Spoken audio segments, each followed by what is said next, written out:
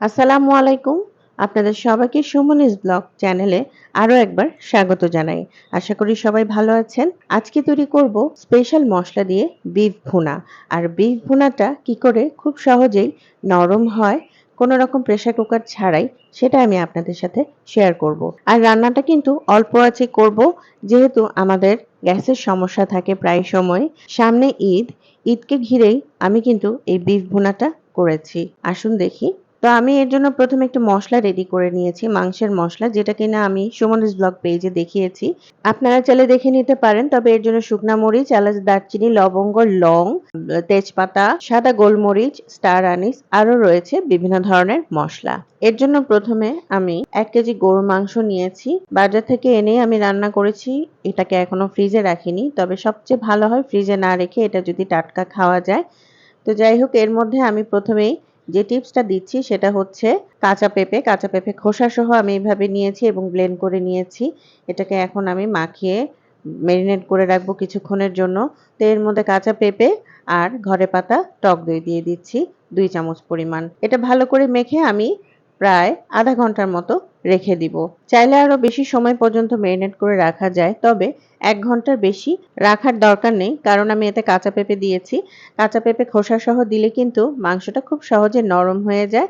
আর যেহেতু টক দইও আছে, এতেও কিন্তু মাংস অনেকখানি নরম হয়ে যায়। আর ২ টা একসাথে দিতে না পারলে হয় কাঁচা পেঁপে না হয় টক দই, যেকোনো একটা দিলেই হবে। তবে সবচেয়ে বেশি ভালো হয় কাঁচা পেঁপে এটা এড করলে।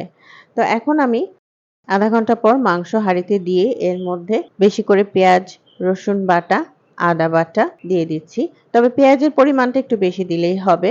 আদাও একটু বেশি দিলে হবে আর রসুনটা একটু কম। এর মধ্যে আমি মরিচের গুঁড়া দিয়ে দিয়েছি আর দিয়েছি ধনিয়ার গুঁড়া। আপনারা চাইলে মসলা আরেকটু কমও দিতে পারেন, তবে আমি চোখের আন্দাজে সব দেই। দিয়েছি লবণ আর টালা জিরার গুঁড়া।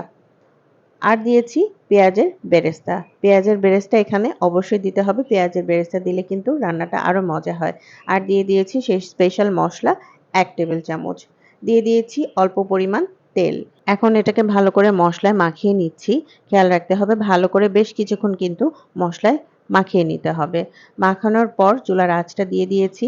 ঢাকনা যদি এরকম ছিদ্র থাকে, এইভাবে লং দিয়ে বন্ধ করে দিলে আরো ভালো হয়। তবে এখন জালটা একটু বাড়িয়ে দিয়েছি। মাংসটা কষানো হয়ে গেলে এখন এটাকে আবারও ভালো করে নেড়েচেড়ে নিব। অনেকে মাংস মাখিয়ে বসান, আমিও মাখিয়ে বসাই। তবে এই মাংসটা যেহেতু একটু স্পেশাল, তো আমি এভাবেই রান্না করছি। আর এখন আমি দিয়ে দিচ্ছি গরম পানি। গরম পানিটা একটু বেশিই লাগবে, কারণ সেদ্ধ হতে হবে। আর এটাকে আমি বেশি আঁচে রান্না করব না, কম জালে রান্না করব।